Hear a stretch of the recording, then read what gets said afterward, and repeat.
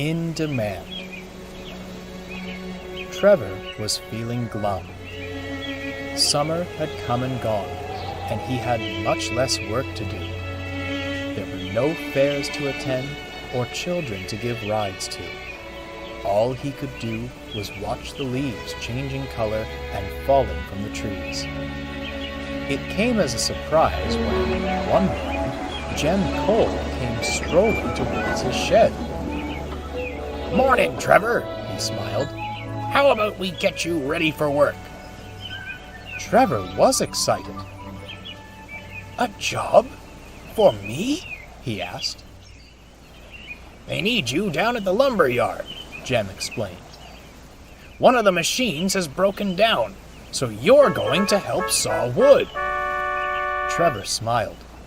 Truthfully, he'd hoped for something more exciting, but anything was better than sitting in the shed. Trevor was soon hard at work at the sawmill. The workmen were very impressed. "I say, Trevor," remarked the foreman, "you're sawing more logs than the machines have lately. Maybe you should be here permanently." Trevor felt proud, but it wasn't to last. Diesel rolled into the sawmill with some flatbeds. "Hello, Trevor," he said snidely. "Finally being put to some use?" "Oh, yes," Trevor replied obliviously. "I'm taking over for a failed machine. It's quite nice to be useful," he smiled. Diesel snickered. "They only called on you because their usual machine failed. As soon as it's fixed, you'll go straight back to that lonely shed of yours." Trevor's face fell. "It's too bad you're so old-fashioned," Diesel continued. "A modern engine like me is always in demand." At that moment, Bill and Ben steamed by with the goods train. They'd heard everything and were furious. "If that Diesel thinks he can talk to Trevor that way," puffed Bill, "he's got another thing coming," fumed Ben. When the twins reached the harbor, they told Edward all about it. "I'd like to teach him a lesson," grumbled Bill. "We'd straighten him out good," smirked Ben. Now, you two," said Edward gravely. "Stooping to Diesel's level is no solution. He'll get what's coming to him, one way or another." The twins weren't listening.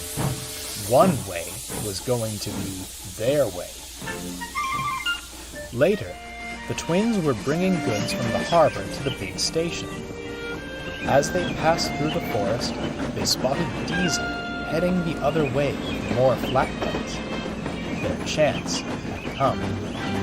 "Wait for it," whispered Bill. "Now!" squeaked Ben. Together, they hissed steam at Diesel as he passed. Lost in the thick smoke, Diesel couldn't see, nor could his driver.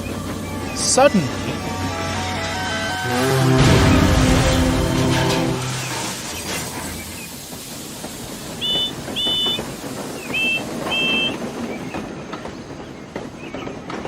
when the smoke cleared, Diesel found himself straddling the rails.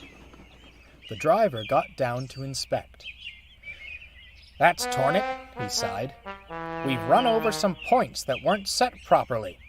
I'll have to go phone for a crane." Diesel was most annoyed.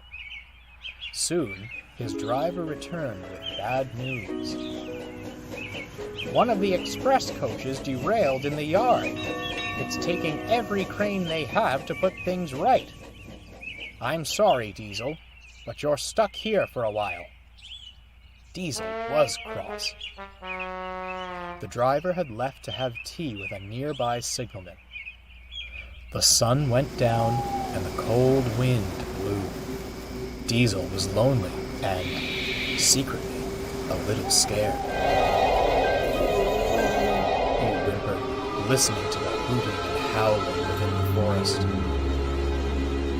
Just then, he heard another noise, a slow chuffing, which seemed to be getting closer. Diesel couldn't bear it. Oh dear, he cried, shutting his eyes. I'm not a deer, came a voice. I'm a traction engine. Diesel opened his eyes. It was Trevor. The signalman told us you were stranded, so we've come to put things right. Strong chains were fastened to Diesel, and Trevor pulled with all his might. He huffed and hauled until his boiler strained, but at last, Diesel was back on the rails. So, Trevor smiled.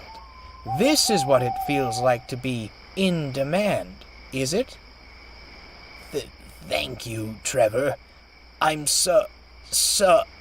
Diesel struggled before smiling deviously.